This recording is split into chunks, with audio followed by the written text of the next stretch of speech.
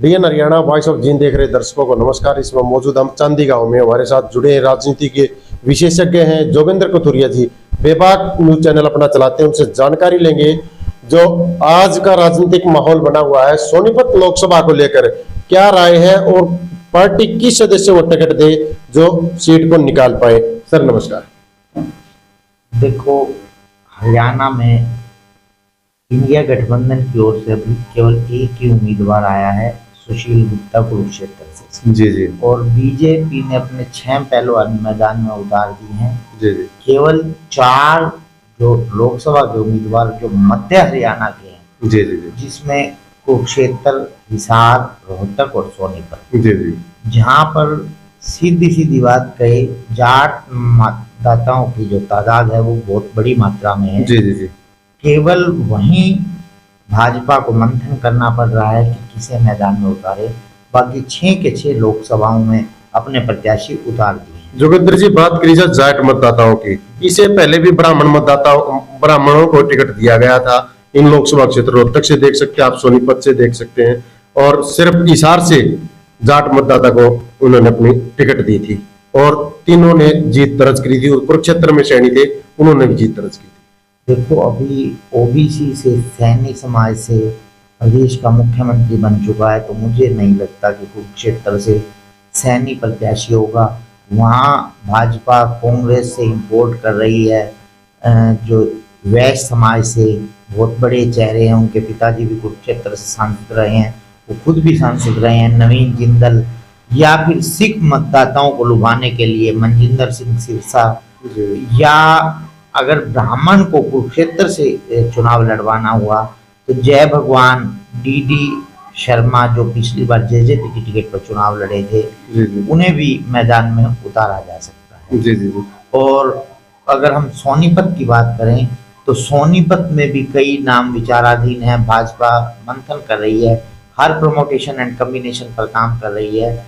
सबसे पहले तो सोनीपत में यदि ब्राह्मणी चेहरा उतारना हुआ तो आगे जो 2 नाम चल रहे हैं उसमें मोहनलाल बड़ौली और योगेश्वर दत्त का नाम है। ये भी हो सकता है कि रोहतक के वर्तमान सांसद अरविंद शर्मा को सोनीपत शिफ्ट किया जा सकता है, या हरियाणा में कहीं चुनाव नहीं लड़वा पाई लोकसभा का तो उन्हें आगे भविष्य में विधानसभा चुनाव लड़वाने की भी जो चर्चा चल रही है।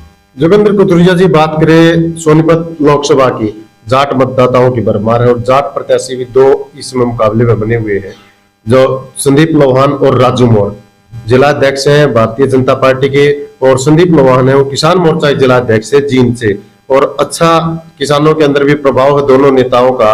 और जबकि 2 ब्राह्मण चेहरे बीजेपी की वर्तमान में, तो जातीय गणना की जाए तो किस हिसाब से आपको लगता है कि ब्राह्मण को टिकट देंगे? देखो, आप एक और जाट प्रत्याशी का नाम भूल गए हो कुरुक्षेत्र यहाँ सोनीपत में। तीरथ राणा जो सोनीपत के जिला अध्यक्ष रहे हैं, उनका भी नाम काफी चर्चा में है और उनकी ऊपर केंद्रीय हाईकमान में अच्छी पकड़ भी बताई जाती है। तो देखो, ये तो खुद भाजपा ने फैसला करना है कि किस सीट पर जाट प्रत्याशी। देखो, 4 प्रत्याशी बचते हैं, मुझे लगता है कि 4 में से 1 जाट, 1 या 2 ब्राह्मण, 1 ओबीसी या 1 वैश्य। जी जी। तो यहाँ पर देखो, 1 जाट प्रत्याशी आना तय है।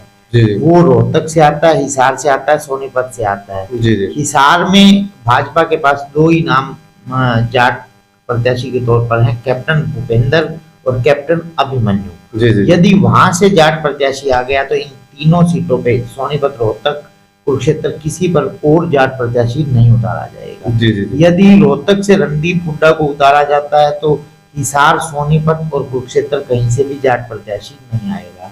यदि सोनीपत से तीरथ राणा, राजू मोर या संदीप लोहान में से किसी को उतारा जाता है तो फिर रोहतक, हिसार और कुरुक्षेत्र में जाट प्रत्याशी नहीं है। हाँ, कुरुक्षेत्र में मुझे लगता है बीजेपी किसी जाट प्रत्याशी के नाम पर विचार ही नहीं कर रही है। तो यदि यहाँ पे ब्राह्मण को उतारने की बात है रोहतक में, तो अरविंद शर्मा को रिपीट भी किया जा सकता है। परंतु जो आज की स्थिति बनी हुई है, अरविंद कुमार शर्मा दिवेंद्र हुड्डा के मुकाबले चुनाव हार रहे हैं। जो बाकी 8 हलकों में तो उनकी ठीक ठाक पकड़ है, परंतु कोसली जहां से एक बहुत भारी लीड मिली थी उन्हें, वो लीड कम हो रही है। भाजपा इसी कारण से उनकी टिकट काट सकती है। तो दूसरी तरफ भाजपा द्वारा बार बार ये नाम भी आ रहा सामने, बाबा बालकनाथ को भी चुनाव मैदान में उतारा जा सकता है, इस पर क्या कहना? देखो, एक ओबीसी चेहरा उतारना है जी, कुरुक्षेत्र में यदि वैश्य चेहरा उतारा जाता है, जी, हिसार में यदि जाट या ब्राह्मण चेहरा उतारा जाता है, सोनीपत में यदि जाट या ब्राह्मण चेहरा उतारा जाता है, तो रोहतक में ओबीसी चेहरे के तौर पर दूसरा यादव प्रत्याशी, क्योंकि एक तो राव इंद्रजीत पहले मैदान में आ ही चुके हैं, जी, जी, बिल्कुल, तो दूसरा यादव प्रत्याशी और तीसरा ओबीसी प्रत्याशी, क्योंकि कृष्णपाल गुर्जर समुदाय भी ओबीसी में आता है, यादव समुदाय भी ओबीसी में आता है, तो तीसरा प्रत्याशी ओबीसी के तौर पर रोहतक में बाबा बालकनाथ या फिर सुधा यादव भी हो सकते हैं। तो बात की जाए मतदाताओं के, जैसे ओबीसी कितने % है रोहतक के अंदर?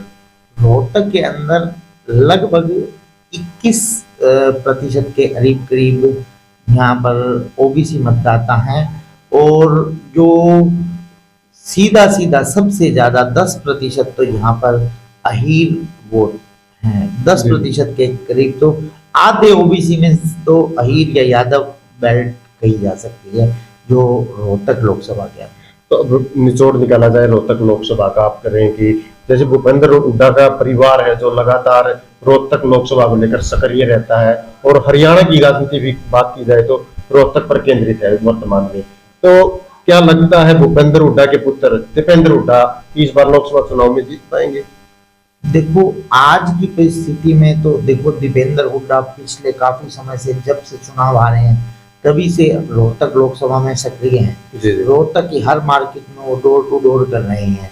तो बीजेपी तो अभी तक अपना प्रत्याशी ही नहीं फाइनल कर पाई है। तो इससे लग रहा है कि दीपेंद्र हुड्डा आज के दिन मैदान में आगे प्रतीत हो रहे। तो यह ऐसा नहीं लगता कि कांग्रेस पार्टी, जैसे दीपेंद्र हुड्डा वर्तमान में राज्यसभा सांसद हैं और 4 साल के करीब उनका कार्यकाल बचा हुआ है? 4 साल तो नहीं बचा, 4 साल हो चुका है, 2 साल के करीब। तो 2 साल का कार्यकाल उनका बचा हुआ है वर्तमान में, तो इसमें तो रिस्क तो नहीं ले पाएगी कांग्रेस पार्टी, क्योंकि फिर राज्यसभा का चुनाव भी तो ना, उनका एक सांसद भी राज्यसभा से कम। दिनेश जी, मेरा जो मानना है कि 11 सितंबर से पहले हरियाणा में चुनाव हो।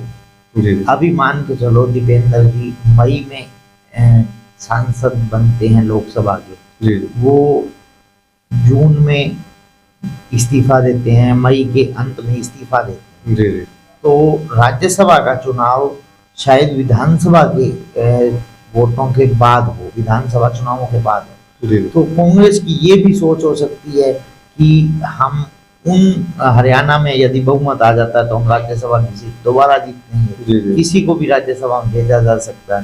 तो ये पार्टी का अंदरूनी मामला है, इसके बारे में तो हम क्या कह सकते हैं। चुनाव के एन वक्त बीजेपी ने जैसे हरियाणा में अपना सीएम चेहरा बदला और ओबीसी को यहाँ पर सीएम बना दिया है, तो इसका कितना प्रभाव देखकर चलते हैं 10 लोकसभा क्षेत्रों पर? देखो, भाजपा की तो ये सोच है कि हमने ओबीसी चेहरा मैदान में उतार दिया है, परंतु जो एक सबसे बड़ी बात है, ओबीसी में सब सैनी 2.9% है, और बाकी जो ओबीसी है वो लगभग हरियाणा में 18% के करीब है। यदि बाकी ओबीसी वोट्स को, जैसे रोहिला समाज है, कुमार समाज है, और कश्यप समाज है, और जांगड़ा समाज है, उन सभी को भी भाजपा अगर साधने में कामयाब हुई तो भाजपा को इस सीएम चेहरे का फायदा होगा, वरना इसका खामियाजा भी भुगतना पड़ सकता है। क्योंकि भाजपा 9-9.5 साल ये कहती रही, हमारा ईमानदार मुख्यमंत्री, बिना पर्ची बिना खर्ची हमने सरकार चलाई, और एन वक्त पर जिस ढंग से सीएम को बदला गया वो ढंग शायद पंजाबी समाज को पसंद भी ना आए, और उसका खामियाजा भुगतना पड़ सकता है। तो इधर देखा जाए तो पंजाबी समुदाय भी कहीं ना कहीं अलग होगा भाजपा से, क्योंकि पंजाबी समुदाय के इकलौते मुख्यमंत्री थे, अब मंत्रिमंडल का विस्तार किया गया तो पंजाबी समुदाय को भी कोई स्थान नहीं दिया गया, इस पर क्या कहना? नहीं, अभी मुझे लग रहा है कि कम से कम 2 पंजाबी मंत्री, हो सकता है कि पंजाबी प्रदेश अध्यक्ष भी बनाया जाए, हो सकता है कि संजय भाटिया को प्रदेश अध्यक्ष बनाया जाए, और अनिल विज जी को शायद मना लिया